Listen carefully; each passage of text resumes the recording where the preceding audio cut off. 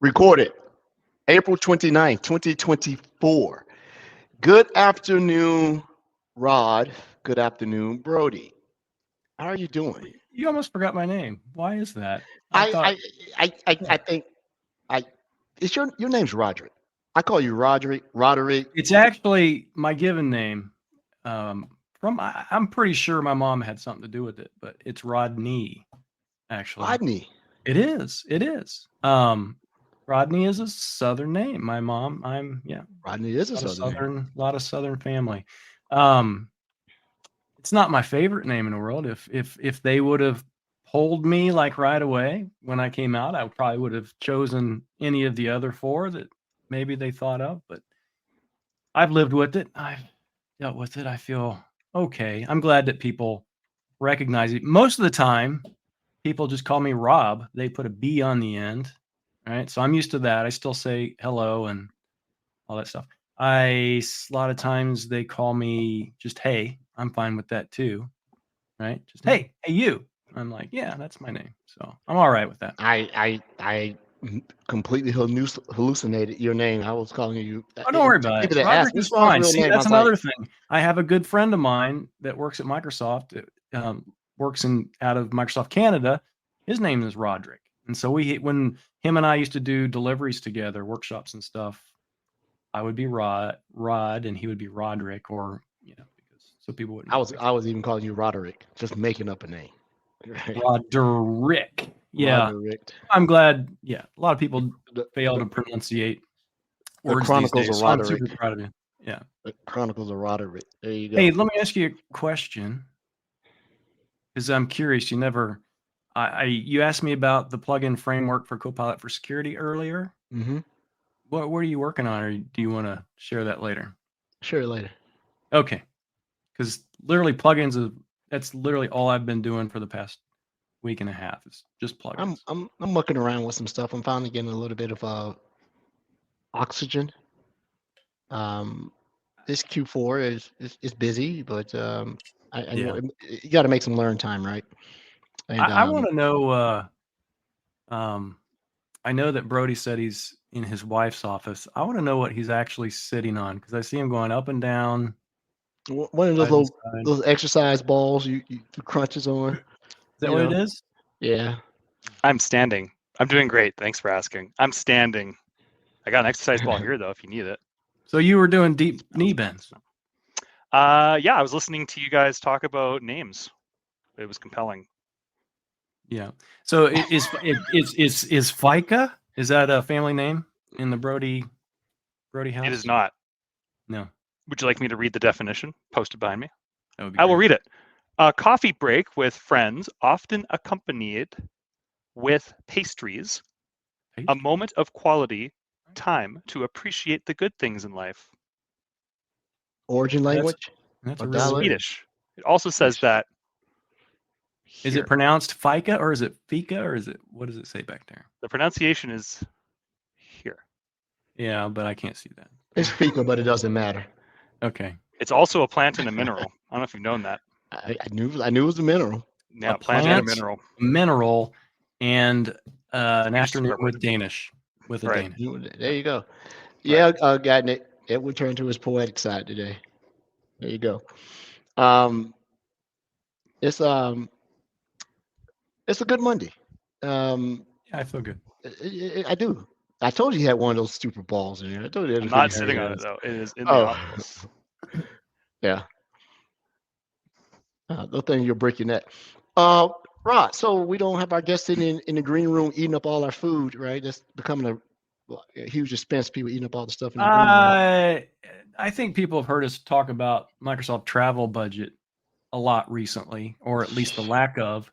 We also have a limited budget for food, so I hope that our guests they actually brought their own. Yeah, Hopefully. probably. And leave some in there, right? So we can eat it out of the refrigerator. So, Rod, it's Monday. You do anything good last week between here Did I and do there? anything good last week? If everyone remembers, we had a midweek show last week, maybe our last midweek show. I don't know. Talked about the whole goose episode. If anybody's interested, I'm not going to go through the gory details, but we're still dealing with that. But like I said, I just been working on plugins here, plugins there. I finished up a plugin today for the MITRE ATT&CK framework. Even though Copilot for Security will give you that information based on the tagging in a Defender or Sentinel incident, if people actually do the due diligence and put the tags in, it doesn't give all the details. So what I did with this plugin was actually I'm pulling it in from MITRE's own GitHub repository where they update it constantly and includes the URLs and everything. So if you ask MITRE ATT&CK framework question based on an incident, it's going to give you every bit of the details for those tactics and techniques, which I think Sounds pretty good. I've been trolling people's Gits just to look at how people's styles for what they believe is a good prompt looks like and some of the other stuff. So I'm throwing some cycles behind it. I'm still doing non-Copilot related stuff that I just want to sort of finish up, but I'm gonna throw some cycles into it. Start a new series here with the customer connection program called Defender Experts Edibles. I like that. Yeah, so me and Sachin, Edibles. it'll be Like highlighted on it'll be highlighted on the show. We're gonna be one of the official outlets for it. Do that. Putting a little bit of our laundry out there in the streets. You and I worked on getting the website transition, Oh yeah, right. messing with DNS and all this other stuff, but we got it all squared away. Works like it's faster actually now. It does work a lot better. I was testing it today. Even every one of our old short links and everything works great. Works great. So I made sure to see the CNAME records and a couple other things was seamless, and put some protections in front of it in our new hosting place. So now when people go, I don't know how many listeners knew we're really running two websites at the same time, right? So, but now we're consolidated. So we got that done. Brody wasn't here to help, but we're not going to shame him. Nobody asked me for help, so didn't even know you were doing it until you sent it to me. Yeah, Here you go, Is that a Brody. Go here. challenge? Go Would here, you like Brody. help testing its security? yeah, absolutely. Go Yeah, bang okay. on it. Yeah, I don't We'll have do time. that. Brody, what Well, did you do? and the beautiful thing is this one's free because again, all that budget stuff. So Yeah, it's most people think that the show just runs on Fruit Loops and Lucky Charms, man, but it's effort behind it. Pop-Tarts and Lucky Charms is effort behind it. But nice. But we do it for the love of the game. That's why we do it for the love of the game.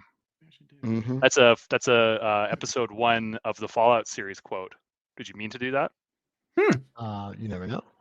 Like I said, creative side. Have you watched the series? I just finished it last night.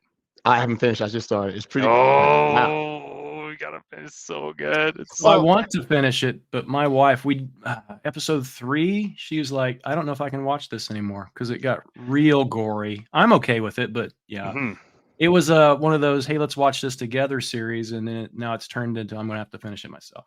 I got my wife to episode 1, and she's like, "This is kind of weird. I don't not like it, and I don't like it." I'm like, "Well, it's kind of hard to really appreciate unless you play the video games extensively, I think." But I think to do a good enough job of bringing in new people to understand it. But I won't ruin the ending. It's very good. I think the reason I didn't binge the series because I tuned up the Xbox, updated it, and then I got the game. It came with the Xbox. Like, oh, it's still active. We got a Super Game Pass, so I started playing with it. And I said, well, let me watch the show and do a little bit. But that's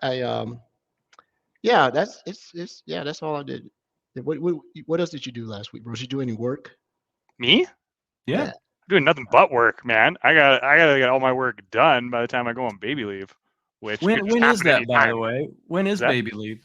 So well, it could happen 1 second from now through until mid-June, and then beyond. So we should celebrate every episode that you're here, just in case. I'm on borrowed time, gentlemen. I'm on borrowed time.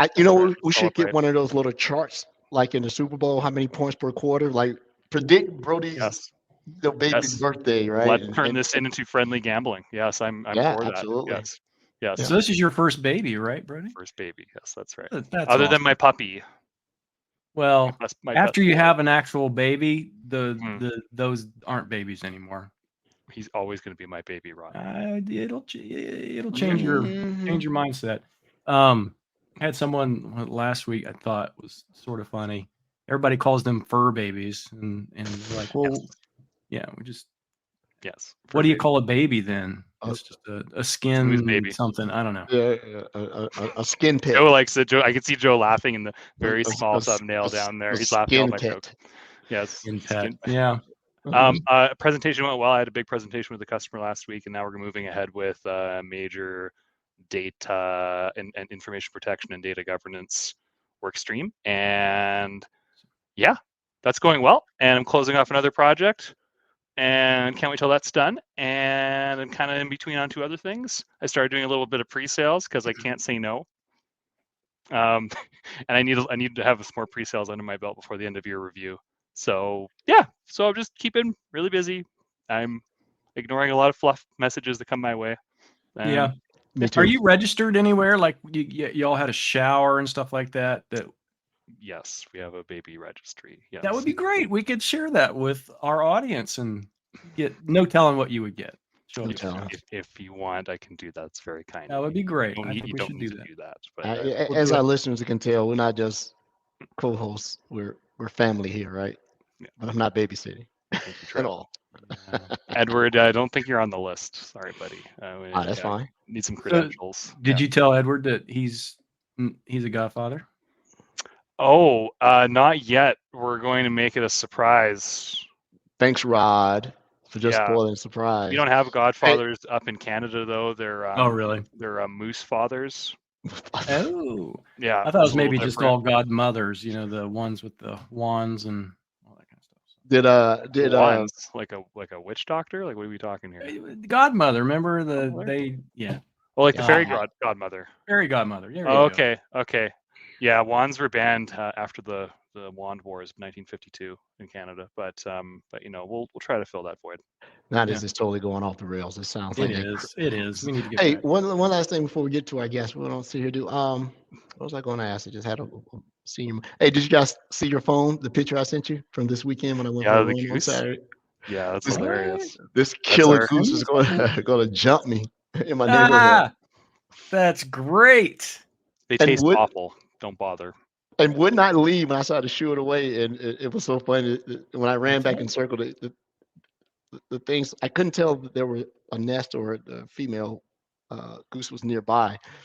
I was like, yeah, these things are killer. I'm not going to we basically just send them down to hassle you. Right? That's basically all it is. We send them down to hassle you and to make up for all of the pain and suffering that Canada has to suffer at the hands of America. You know what that tells me is that we have probably a healthy goose population that actually watches or listens to the show. Yeah, that's a good point. Maybe I should joining us, geese. We appreciate your support. Geeses. I think geese. I think geese is the plural term. No. Geese. A group of geese. What if it's geese from different countries? Why not even come on this show? I'm never going to get a chance to talk. But yeah, I think it's geese. Yeah. I think. No, it's like geese. Hey, check out those geese over there. Not the geeses or the gooses. It's geese. So if it's gooses, is it mooses? It's meese. Well, those are not. And so that means a herd of mooses, mices. Man, come on. It's like boxing or boxes. Anyway, this show is totally going off the rails. Let's go. So hey, always off the rails. All right. To our listeners, our watchers, and supporters, thank you for suffering our endless banter and everything. You can tell. We are at the final show of our second annual partner month, with this month being a focus on those partners who provide security services, MSSP, as well as Copilot for security chops and or interest in security Copilot and how it's going to help their organizations and the customers. So as we close out, we have SRA, and I guess Joe, what you know. Would you like to come on and introduce yourself, Joe? Hi, everybody. Joe Cicero. I'm the Director of Strategic Alliances at Security Risk Advisors. Many of you probably tuning in know me from my career at Microsoft. I was at Microsoft for 6 years. My last stint being on the Defender Experts team, and now over on the partner side. And for those who've known me a little bit longer, you know that I've always had a passion for the partner ecosystem. They're oftentimes the closest to the customer. They feel the pain a lot more Then others might feel it, and they oftentimes are the conduit between the product and what the customer or a group of customers are feeling. So as the director of strategic alliances, my job is to make sure that we are making sure our customer's voice is heard with Microsoft, and making sure that whatever new stuff is coming out from Microsoft, we're telling our customers about it. We're adding our point of view. We're helping them understand it. It's informing their decision making, etc. All right. Thanks, Joe, for helping to drive up the stock price. We appreciate it. So, in the show, for those that are watching, you have SRA, Sierra Romeo Alpha Indigo Oscar. So what is SRA one more time? So that's our website, Security Risk Advisors. We do everything from red teaming to a fully managed XDR solution. Our XDR solution requires or runs on Microsoft Sentinel. So we're a full Microsoft shop, everything from Defender Endpoint, Defender for Office, Defender for Identity, a lot of cool AI stuff going on. Obviously, we're on the show. This is the topic of the month, etc. What else do we do? We're the folks that you call when you need help. Whether you're looking to see how weak your system is, or on a daily basis, you want to make sure that you're hardened against the criminals out there. We are headquartered in Philadelphia. That's where I'm calling from today. I'm in our headquarters. Like, nice little background. This is real. Well, it's a screen like covering how bright and sunny it is. It's like 90 degrees in Philadelphia today. Home for me is in Rochester, New York. We have an office in Rochester, New York. It's great having an office. It's great having an office where folks are and people are going to. It's a very active office. We do have food, snacks, drinks, all of those things that I didn't have at my last employer. I mean, there was soft drinks, but it is nice to have like snacks available. But we are, that's our website, sra.io. So go to it, like, subscribe, all the clicky things you have to do. So as I look at your show, as I look at your website, here are some of the services that you're offering out there. Red teams, blue teams, purple teams, XDR and cyber. Yeah, all the colors, right? You know what I should do is hire all the teams to battle each other to the death. But but anyway, XDR and CyberSOC, what you talked about. But I stopped on one in very particular. You had AI security. And as I go through it, you have like 3 particular focuses when you say that you have AI security. You have a Copilot moniker or a top level. And everybody has a Copilot something now, right? Because Microsoft is out there making a brand new market for a lot of folks where all of a sudden AI is now mainstream, right? It happened last year with ChatGPT coming onto the scene and becoming very popular. And a lot of us, especially us at Security Risk Advisors, have been using the open AI services for a bit now. It's funny to say that we've been doing it for a bit because all of it still is pretty new. But now that the Copilot moniker is out there, Copilot for security, obviously every customer is asking about it. They want to know, hey, can I use it? How many SCUs should I be looking at? What type of prompting should I be doing? Is this a right fit? What does it do? What doesn't it do? And I think more importantly, what will it do in the next year or 2, right? Because AI is only going to get better. AI is as bad as it's ever going to be like today. So that means every single advancement, Copilot tomorrow, a year from now, is going to be that much further along. So I think every partner that you've had on, whether it's Foresight, Bulletproof, Critical Start, who else am I forgetting? That's pretty much it. Maybe a couple others have all said like, yeah, we have a Copilot service. And that's probably a newer addition to our site. I think another thing to point out, though, as far as our services, is we have an AI threat index. So we do some purple teaming to look at what that is in your environment specific to those AI threats. We do some AI pen testing. A lot of fun stuff to do there. You know, clone the voice of your CEO and have them call different people in your organization and get them to give out information. That's probably the easiest thing to do. And then we have some AI-enabled SOC enrichment. Before Security Copilot came out, we were using a lot of the OpenAI services, the Azure AI services, Azure AI Search, Azure AI Studio, now Copilot Studio, but before then to enrich some of our own alerts. So everything from summarizing incidents to just taking in some more contextual clues, some additional databases into our own investigations. Well, here's something that I think is kind of important to highlight because of all of the customers that have been, or I'm sorry, all the partners that have been on the show in the past month, I can only count 2 that have anything about Copilot on their website right now. Now, yours isn't Copilot for security, but you do at least talk about the AI piece, which is kind of near and dear to my heart because of how much time I have spent on this over the last couple years. So I really appreciate this. But to tell you the truth, that was something that kind of surprised me. So we're having Partner Month talking about Copilot for security. And you go out to these websites, and like I said, you plus one other were the only ones that did. And there were a couple other partners that do, but weren't on the show.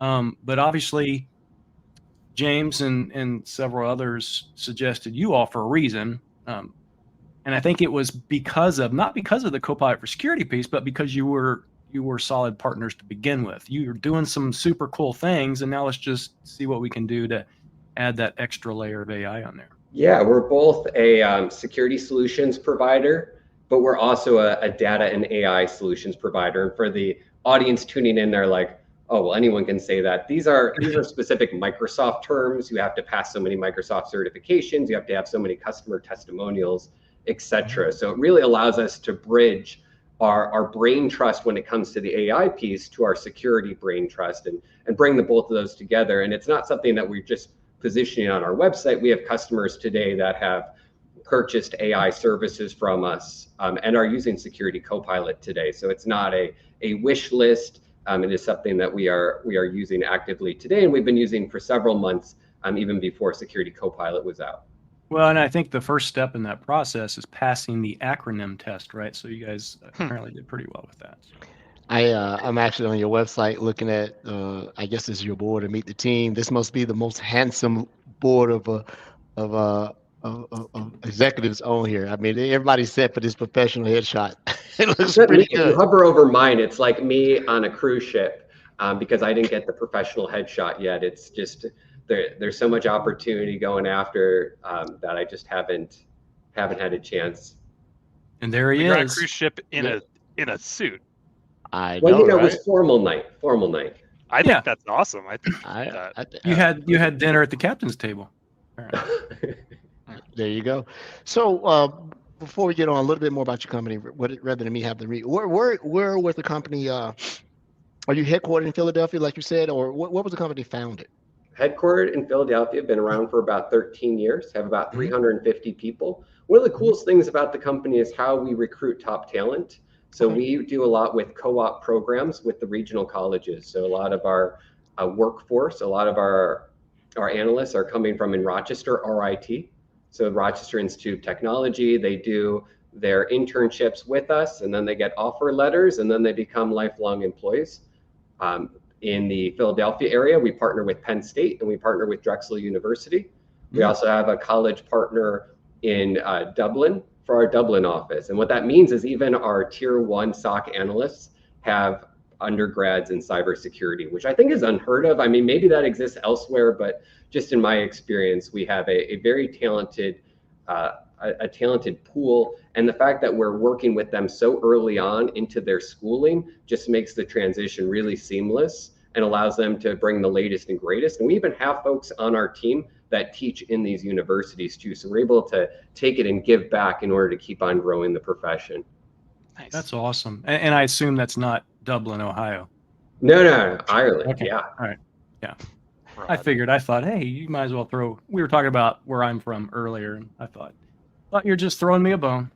There you go. No, not throwing that bone. Before we continue, what does the acronym mean in your name today? So I'll be at this event next week called MMS MOA, and then I threw in a couple little laughs, LMAO and LOL. Nice. Sorry, okay. It's not quite as influential as FICA, but okay. Yeah. Copy that. I like Joe's. It's shorter. Yours is fine. So yeah. So Joe, you threw out the title, Director of Microsoft Alliances. No, Director of Strategic Alliances. It sounds like I have a galactic empire. All the alliances. I love telling people in the gym, yes, strategic alliances, as if I'm brokering nation state treaties. Yeah. So you have like an evil laugh that goes with it right at the end. Yeah, and then like a blank stare. Yeah. So awesome. when you look at that, describe what that role means Really is. on is the director of strategic alliance strictly around security, or do you have a peer for the data and AI discipline that you have? Explain your day in the life in the life of Joe. So it's for the organization all up, and mainly we're a security company that uses data and AI as part of our offerings. Mm-hmm. It's definitely not a sales role, for very specific reasons. We don't want to be seen as pushing a product to our customer. We are the thought leaders, we're the trusted advisors. We want to make sure that we're recommending what we believe is the best solution for our customer. What that means is that it's 99.9% of the time, it's a Microsoft solution is the best solution for our customers. That's why our XDR solution requires customers for us to onboard customers into Sentinel. It's why we love getting signal from all of the Defender stack. But we never want to be seen as the ones out there pushing a product or reselling a product in order to somehow get paid on both ends, paid from the partner as well as paid from the customer. What's great is that Microsoft is such a leader in this. It makes our lives easy when we have all of our strategic alliances. Microsoft is our biggest and most important. And most of my time is spent making sure that our customers' voice are being heard on when they have issues with things. They're trying to understand Microsoft Defender for server licenses, for example, and do they buy it through Microsoft Defender for cloud? Is there a legacy license? Do they have to buy an E5 license for every server? Like a lot of these things come up. And I know you folks all are familiar, and you might not claim to be licensing experts. I'm certainly not, but to the customer, they're like, please help us out, right? And a lot of my time is making sure that the customer's voice is being heard, that we're getting questions, so there's questions answered, that we're working with their Microsoft account sales teams, because for the folks on the call, you probably all maybe experienced this. There's oftentimes some Microsoft money to help customers deploy things, right? So if you're leaving Splunk today, you want to get rid of CrowdStrike and you want to go over to Sentinel, a lot of times there's some funding available from Microsoft to help you make that move. And part of my job is to make sure that the customer is getting all of that benefit, so that instead of having to pay 100% for them to get a better solution, we can help utilize some of the funding available from Microsoft. And especially because it's the end of the Microsoft fiscal season, there's a lot of help out there for the customers that are finally ready to ditch some of those big bills that they have. Before you went to SRA, I sort of well, after I found that you were there, I sort of went back and remember, like, I've encountered them before, and now it did it. You guys were here in Atlanta for the National Society of Black Engineers, which I am a member of, and you guys were one of the sponsoring partners and our vendors here. So that was really cool to be in Atlanta. I don't know if you were down here during that time, and it looks like Mr. Rainwright, who is your CEO, will be presenting at the RSA conference this year. Yep, he'll be. I think his presentation is it's either Monday or Tuesday. I want to say Monday at 2 p.m., but I'm probably wrong, and I apologize, Tim, if I'm getting it wrong. But it's yep, he'll be presenting there. We have the health conference coming up in Orlando. I think that's mid-May. That's a big one for us. We have a lot of business in healthcare. So a lot of hospitals, medical manufacturing, insurance companies. We just did a presentation with Microsoft last week on ingesting Epic Health security records. If you have ever used MyChart or anything like that, how you get that information into Sentinel without taking all the alert information, because there's thousands of alerts. How do you figure out what the most useful is, and then how do you bring that in? And we had a great list of participants, and I think a lot of interest. We'll probably do another one because we gave away all the playbooks on our GitHub site for free. I wondered how my health history got into Sentinel. Yeah, there you go. Epic is a big thing. Getting Epic data into anything is a chore, right? And so as you do that, and let's talk about let's go back to the theme of the show. Copilot for security. You have AI security agnostic. Like if you're using it, we don't care who you're consuming. We will come in and make sure that reasonable guidelines, boundaries are there. But let's talk about: is there a focus on you guys trying to innovate with Copilot for security? Yeah, definitely. The fact that we're working with our customers to procure it right now, I think is a good sign on where we think it's going. I think there's lots of opportunity there. Helping customers buy a couple SCUs to understand what it can and can't do for them. What it can do today, like it can summarize incidents, it can help with some KQL queries. You get the added benefit of the Microsoft threat intelligence, whatever that SKU is that comes along with it, right? The premium TI thing. Like that's great. I think to some of our customers, they think, oh, this is my T1 robot, and it's going to do all of my tier 1 for me. And I think that's maybe in the future. I think we would all love, like, no one loves to do tier 1 stuff. Everyone wants to do tier 2, tier 3. So if there's any place for AI to come in and make all of our lives easier, like we all want that, right? Whether you're a partner, a company, a customer, whatever your role is, you would love the robots to do the work that you don't want to, right? You want a Roomba to vacuum your house every day or do tier 1, right? The reality, though, is that it's not there today.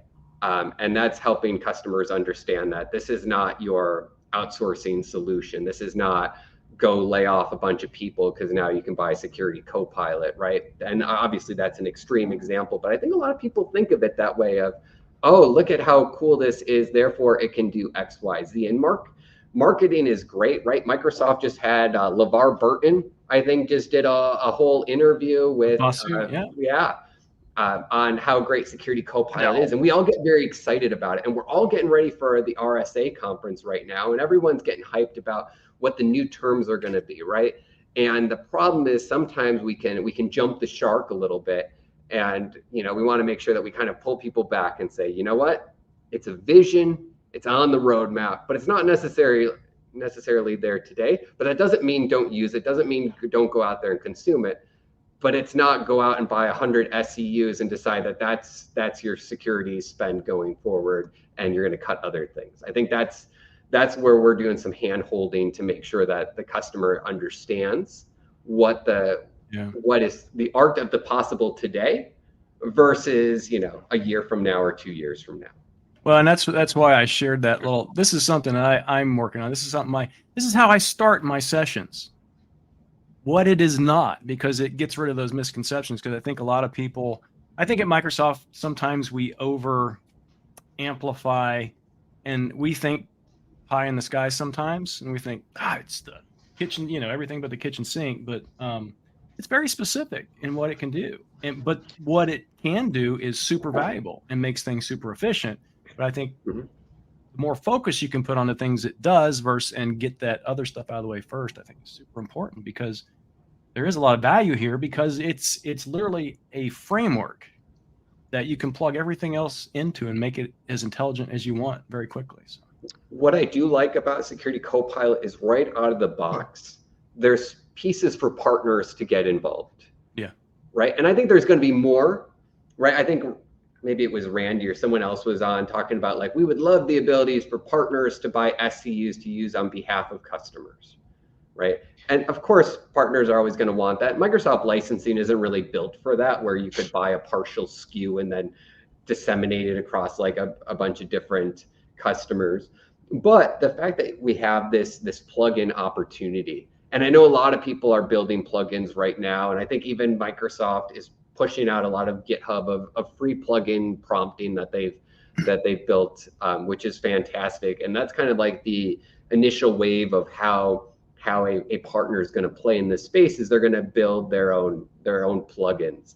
I don't think there's necessarily a fully functioning store yet, though, in Security Copilot. So a lot of it is private host or private run, these unverified prompts. But I think that's, at least there's that business model for, if I'm a partner and I have this knowledge that I bring to the table, and now I have a platform, right? Security Copilot as a platform versus an all-inclusive tool, I think is a really great way that Microsoft is thinking about this and making sure that it's very partner inclusive.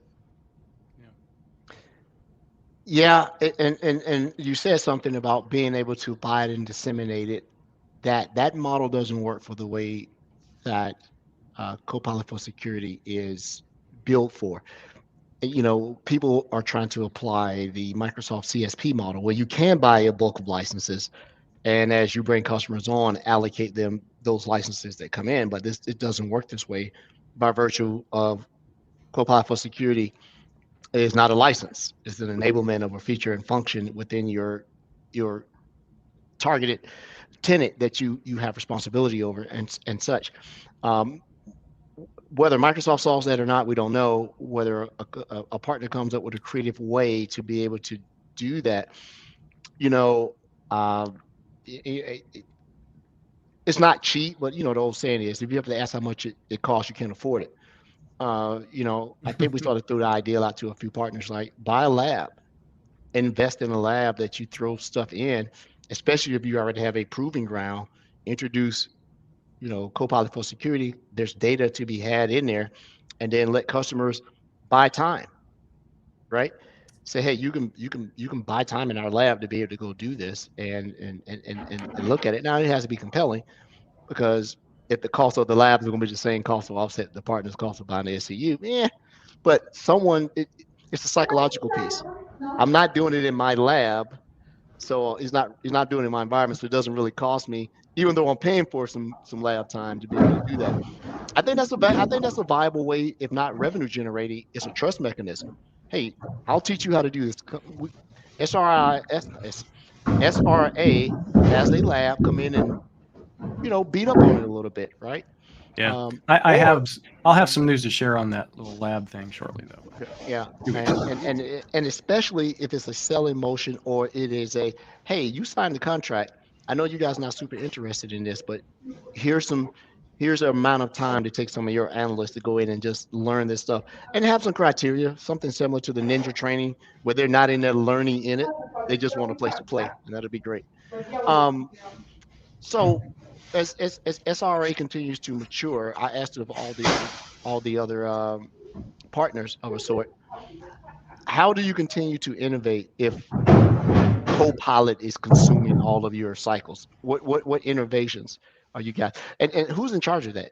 Your CTO is a guy I think I know. Mike Pinch.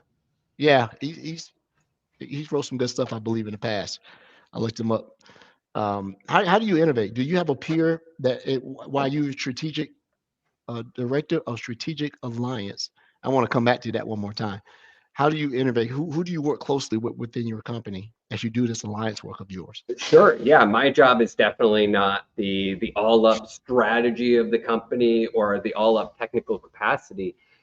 Having Microsoft is a very, very big piece, and you can't just have one person saying, all right, Joe, you're in charge of all of the Defender suite, all of the technical integrations, and all this partnership stuff. So what we do have is we have a Microsoft technology user group here at Security Risk Advisors. It's about 30 people strong. And their job is to make sure that they are getting all of the certifications possible. Inside of that team, we have an AI team. They get release hours every single week in order to go and incubate and build. And that's true whether we're talking about Purview, whether we're talking about Defender, and each one of these teams is going to have the responsibility of coming back to our larger group and disseminating that information. Because I think one of the biggest challenges folks will say is, how do I stay up with what Microsoft is doing? So when you say director of strategic alliance, do you have a peer? You can shoo them away, man. We're used to it. It's a family show. I get it. When you say that, I'm trying to figure out your role when I haven't asked you directly. Is this strictly all Microsoft? Because you didn't say director of Microsoft Strategic Alliance. Is it all partners and vendors? All partners and vendors. Yep. Okay. Everybody that we have a strategic alliance with, right? We work with everybody as we should to benefit our clients. But when it comes to our strategic alliances, Microsoft is one of them. Okay. And you guys are, I'm off your page. Are you guys part of MISA? You are part of MISA, right? We are not part of MISA yet.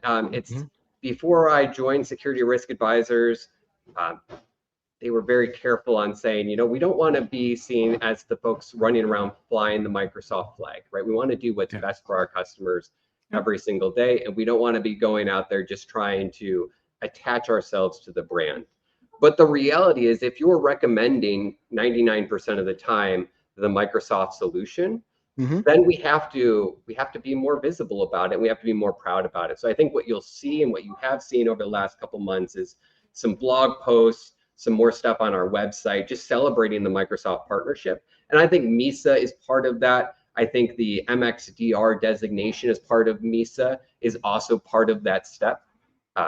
We easily qualify for those things. It's never been our passion, though. Our passion is serving our clients.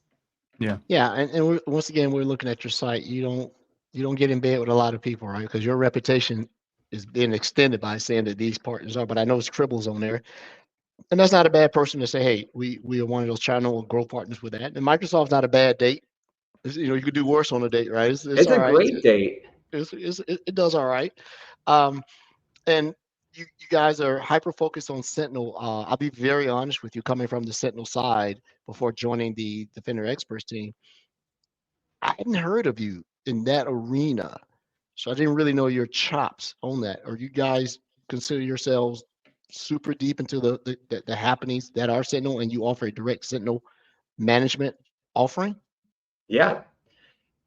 So Security Risk Advisors has like one person in marketing.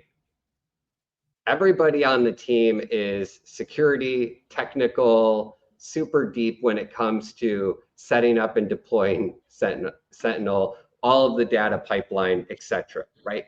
Company of 350 people and one marketing person. So the fact that you've not heard about them is almost by design, right? But when you start to look at their customer list, you're like, oh, they're working with these folks. They're working with these folks. Like there is not a customer list or not a person listening today on the show that we're not protecting someone that they wear, take medicine from, get surgery from, do their banking with. Okay, and the Sentinel offer is part of your Scalar XDR solution, right? Yep. So to have XDR is to have Sentinel. We also do some work with Cribble. That just allows us to help clean up some of the signal on its way into Sentinel. Allows us to bring in some more third-party content as well into Sentinel. Cribble is actually pretty awesome. I went through their little online administrator course, right? It's the data grooving and massaging you can do to clean it up. Especially they do very well at firewalls. If you can get that firewall data cleaned up before you put in that log analytics workspace, saves your life. So shout out to Cribble.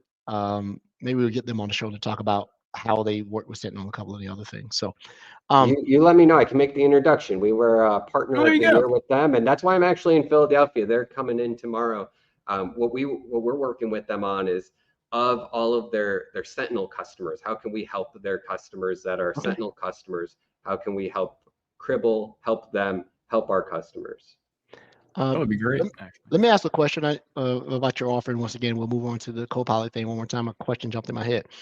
Within your cyber SOC or XDR thing, do you guys manage? Can you manage Sentinel without having the XDR part, or is that integral to have the Defender stack to utilize your Sentinel care and feeding offering? So we have a couple of different offerings. I would say that the one I'm going to push is the XDR solution. I think that's where all customers are headed for. They have, you have certain customers are like, hey, we want to deploy a solution, right? We want to deploy Defender. We want to deploy data pipeline. We want to get Sentinel up and running. Then you have other customers that want some type of SOC augmentation, or they want some type of SOC model where we are providing people to do it. And then we have our XDR solution, which is us doing it for them. Yeah. Okay. And that kind of brings me around to a question that I've heard a lot of discussion about this over the past 6 months or so. What do you feel about the SIEM or SIM? Do you think it's kind of on its way out? So what's been happening with the Defender portal is fantastic, right? The renaming to the XDR portal and all the information that comes in there. And Edward and I know this from like the Defender experts, a lot of the stuff that you can do inside of that portal is growing and expanding.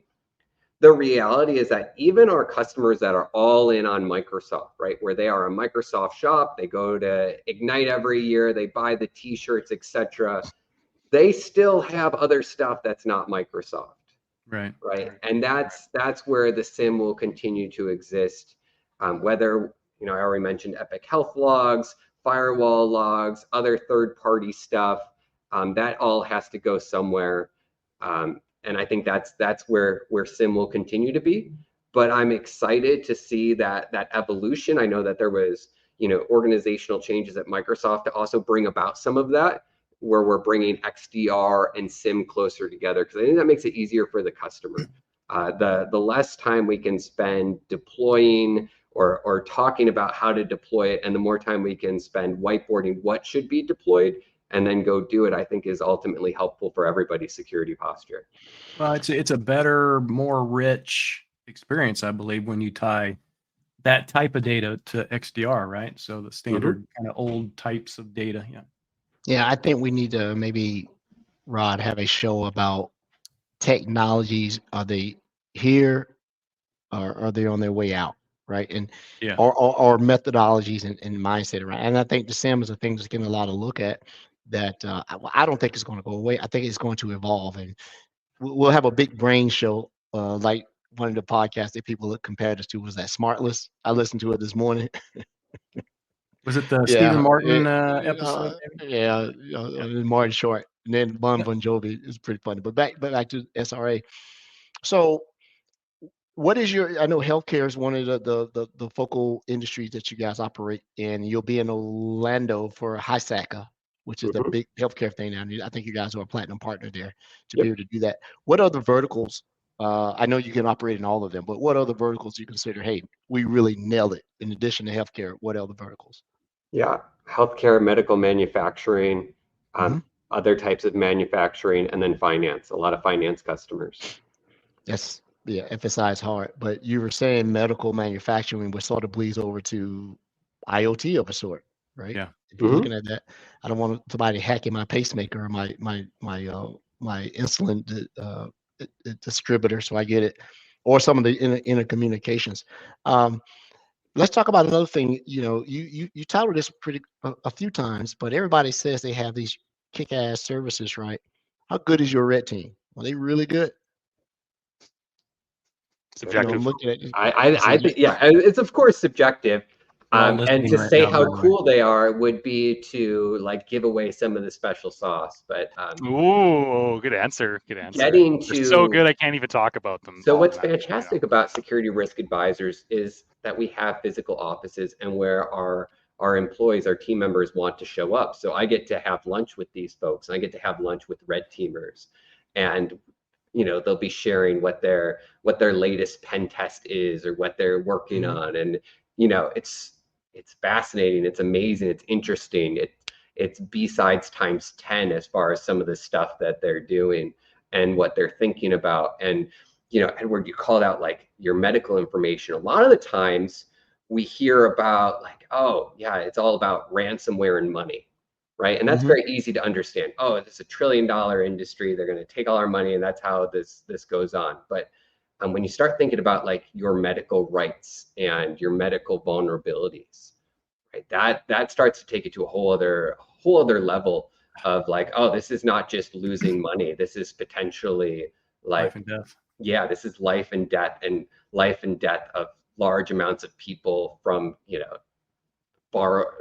influenced by one person or a bad actor or bad group far away. It's just it's scary and illuminating to kind of let the mind wander beyond its ransomware, right? It's phishing, it's ransomware, and it's just so people get paid. There's even more malicious things than that. Obviously, no one wants to pay $10 million ransomware or whatever, but someone in a nation state that doesn't like your nation state collecting all of your medical health records to find vulnerabilities can seem really scary. And all of that's really scary, right? So the health side, but also infrastructure, all the IoT stuff is severely critical. It's just literally exists everywhere that you don't that will impact your life. Yeah. Now, what I knew about SRA before I found out that you joined there, I knew that you guys were really good at compliance, right? PCI, HIPAA, and stuff like that. So I thought you were one of those Deloitte and Touche and PwC like companies. We come in and we do the big audits, and that's our claim. I did not realize how deep you guys were into threat intel threat detection and things along that line. So that was an eye opener when I started doing the research, because when I saw it, and I said, well, I know them. They're a compliance company. They come in and do all the auditing to everything you're doing bad in your organization and get right. But you guys have a diverse portfolio of offerings to be able to do it. If how much effort are you guys going to sort of, and maybe we ask these other departments, how much effort will you think SRA will give Copilot for security without it consuming so much of the innovation life cycles? Because you got to go build the business on what you've proven, right? Do you have you told me about the inter council where you have an AI inside of it, you have a learning thing. Have you dedicated a stakeholder for, hey man, keep our eye on what's going on with Security Copilot? We may not be bleeding edge, but we can't fall too far behind because may not be able to catch up. Do you guys have a dedicated person or a dedicated group to say, hey, this is a thing that we need to keep an eye on? Yeah, I want to say it's like 5 or 6 people that job is to be tracking that. Our customers pay a premium for us to be their security provider and expect us to know not only what exists today, but what exists 5 weeks from now. And we spend a lot of time investing back into our people to make sure that they know what the newest, latest, greatest is, so that we're cycling back feedback, but also so that our customers can ask us and we have a real answer. So we're testing Security Copilot every single day. We have an AI group. We've published a couple blogs on it. Obviously, Copilot is a piece of it. When you look at Azure AI Studio and Azure OpenAI, there's more to it than Copilot. Copilot, is one piece, and then our customers are looking at rolling that out widely, not just Copilot, but looking at some of the other pieces and how they can plug it into their security stack and then expand it out, right? If you do Security Copilot, are you more likely to do M365 Copilot? Probably, right? If you get benefit from one, you'll probably get benefit from the other. Well, I see more customers, I think, probably interested in the M365 one first, right? Because that's where the promise is and the efficiency and doing work better. But what do you see as, because I think most of the partners we've talked to this month, right? We're looking at it, we're trying to figure out where it's going to fit. It's definitely going to fit. It's going to be a nice layer to what we're offering, and we're still trying to figure that out. But what do you see as like the killer use case? What do you think it has to be for it to be just widely adopted? I know a lot of customers are interested, but again, you have to build use cases to use something, right? If we say it's for KQL queries, a partner can help them out with that. Yeah. ChatGPT can help them out with that, right? That's not enough. If it's summarizing incidents, that's not enough either for a lot of them. It's nice that it's baked in. It's nice that it's built into the platform. It's really starting to automate and look across their organization using those tools that I think is the real differentiator of the product that is slowly emerging. I think the AI itself is going to learn from how customers want to use it, right? How the client wants to use it is going to be how the features are determined. And then obviously the clients are going to learn too what exactly it can do and it can't do. But what it can't do is only temporary as it figures things out. For me, what I would like to see it be able to do is more automations, being able to say, hey, I did this KQL query. I see this in my advanced threat hunting. Now I want to automatically create this rule so that when these indicators pop up, this happens. And I want to be able to talk plain text to it. I think once we get to that point, that is the crossing the chasm as far as adoption is concerned, when we can free text start writing or plain text start writing in what we want our security environment to look like, and having Copilot translate that throughout all of the different signals and products into something tangible.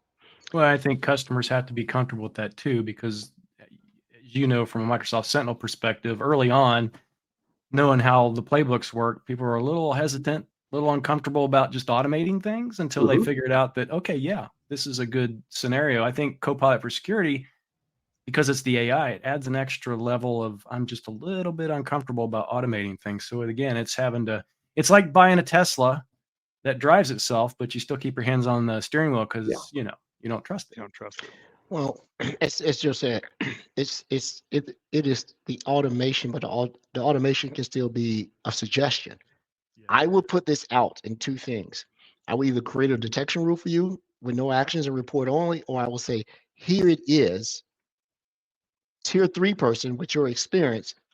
You decide whether this is impactful or non-impactful to the environment if executed as suggested, right? So it makes sense that you could. It's the speed of giving me a plausible resolution, whether I act on it or not. That's where the human part comes, because I know the impact if I do this. Because Copilot or anybody's pilot is not going to know the entirety of my infrastructure and the impact of an improper, response to something. It is going to fixate on the data set that it knows about. It doesn't know that we've done some really bad admin stuff in the background. And if you do this, you're going to break remote access to a bunch of stuff. You're going to lock out some processes. You may inadvertently quarantine a batch file that finance has been using to batch send invoices out because, why are we running batch files and creating, network shares and stuff like that. So I like to speed up any of these AI Copilot tools to. It's like the war room when you see these spy movies. I mean the big movies, Mission Impossible, and the head guys in there. He's like, "All right, everybody, give me suggestions. What do you think?" So Joe, as we get ready to close out the podcast, we were talking about, how do we get adoption of this, and we were talking about what you would like for Copilot to be. And you were telling us a little bit about, hey, if it could do this around automation and being able to give us, certain definitive actions so that we can take right away. I like that, but I think if I've said it, yes, give me the actions and let me get comfortable with executing those actions. So maybe the plugin or something says, do you choose this? Or maybe they can interact, create an analytic rule or something in report mode only with no action. But you're right, the trust has to come. With that being said, someone put into the comments, they're not seeing very many customers do it. Do you see in the word lot or several or this and that without what a basis, it makes no sense, but what do you perceive the amount of customers coming to you proactively and say, hey, what's this Copilot thing? Do I need to do this? How do I do this? Do you get that without having to go and prompt them for it? No pun intended. Yeah, probably. Of our XDR customers, these are the ones that we're already doing a lot of stuff for as part of a managed XDR service. They're asking about this, before April 1st, right? They're asking about this before the launch. They're asking about this before GA. Hey, what's our opinion of Security Copilot? How can I use this? What should I be thinking about? Like the organizations of the world are tuned in more than ever, especially on cybersecurity, and the ability to disseminate information is fast. And I know that Microsoft isn't out there telling everyone that they need to go buy this today, right? They're very measured with their marketing, and they're very careful with what it does and what it doesn't do. And as Rod was showing in the beginning, like even the presentations that folks are giving, it starts off with what it doesn't do. But there is genuine customer excitement. We've talked about the skills gap, the talent gap, the labor pool, etc. Like that's been a problem for several years, and AI offers this promise of being able to solve that. We also have the threat actors getting worse and worse, and unfortunately AI, which is good for us, the defenders, is also can be helpful for the bad actors too, to become worse or better at being bad actors. I don't know how you want to describe it, but we don't have to prompt. I will also use that term. We don't have to prompt our customers about it. They're asking us. They're very much in tune with what is going on, and they want to know what we think. And our recommendation is, yes, if you have an SCU, you have some money for an SCU, and you want to test it out, we'll gladly test it out with you. We'll help walk you through it. We'll explain our thoughts and advise, because that's what we do. But as far as us having to cold call a client and be like, hey, have you heard of this Copilot thing? The reality is most are interested, but it's also new. It's just like when the cloud came out and everyone was trying to figure out what this Azure consumption was and what does it mean to commit to spend money on Azure, and everyone was really afraid of that. because it was a new type of currency that they were transacting in. They went from product licensing to user licensing. Now we have this consumption-based licensing. And I think SCUs are the same way too. So there's great excitement and there's great hesitancy because now there's a new currency or a new way that you pay for this. And what Copilot is capable of has not been revealed yet. And I think over this next year, we're just going to see leaps and bounds as far as where it can go. Well, I do too. And going back to the automation piece, I don't, in that I hate to use the word trust. It's not a trust thing. It's just being comfortable with, because, it's based, Copilot for Security is built on the latest model, right? Which already is capable of automation and the plugins for automation. It's just not doing that yet, right? So again, there's that comfortability. Customers, and I think just in general, people have to be comfortable with that. Well, it's the same thing for our listeners that it was the same type of paradigm that Sentinel brought. My logging is in the cloud. I'm paying for ingestion when I used to just create a PO and buy spindles. Now spindles are a microservice, and eventually it figured itself out. The reason that Copilot, in my opinion, hasn't really grabbed that adoption is because it is a very new, consumption thought process. Mm-hmm. I am buying compute power to do a thing, and it's charging me by the prompt. So this is the new math, the new science, the new language. And once the language is learned, which is the buzzwords, the operational parameters, you'll see adoption of it, and you'll see customers. I believe you'll see customers come in. Now, I very rarely get questions about Sentinel billing and ingestion methodologies, right? I think it took and I'd like to think I was one of those indirect mind leaders on saying, quit worrying about what you're bringing in, worry about why you're bringing it in. So I took the what out and I put the why in, and then customers got better. I think you have the same thing with Copilot for Security. You're gonna get away from how can I use it to, why should I use it, to how I should use it. Mm-hmm. Yeah. And that is going to come. It's just a natural maturation as the tendency for others to let others go first, which also brings value to, SRA. You are the trusted security advisor. We will go out here and do the big brain absorption for you, boil it down, and then we'll give it to you. And then we'll give you a unbiased choice on whether this is going to be right for you. And that's fair. I think the partners that figured it out will do it. Partners who are struggling themselves to understand the model, you're looking at it, from a way that's not very subjective and objective at the same time. But man, this has been very good. I am happy to see where you are. Definitely, if I have opportunities for SRA, we'll do it, and put it out there. Friend of the show. We have personal interaction, so we did some work together at Microsoft. I'm good with that. That's how it is. That's relationships. You're supposed to do that.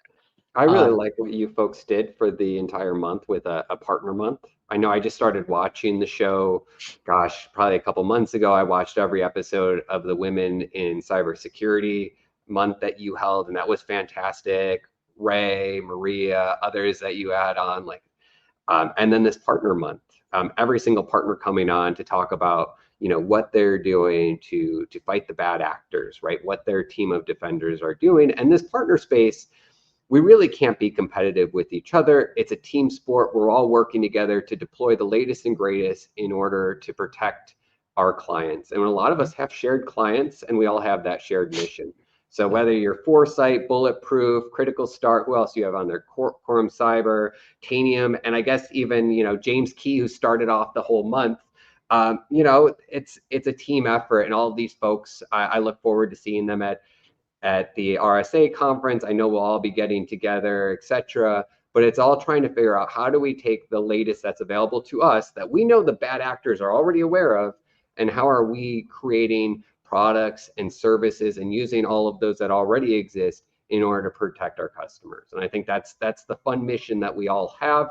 It invigorates us, it excites us, and it's the stuff that we love to go home and tell our families about, how we're protecting the world on a daily basis. I agree with you. I couldn't put it better. The fact that you shouted out all the other partners show that you're hey, we're all in this together.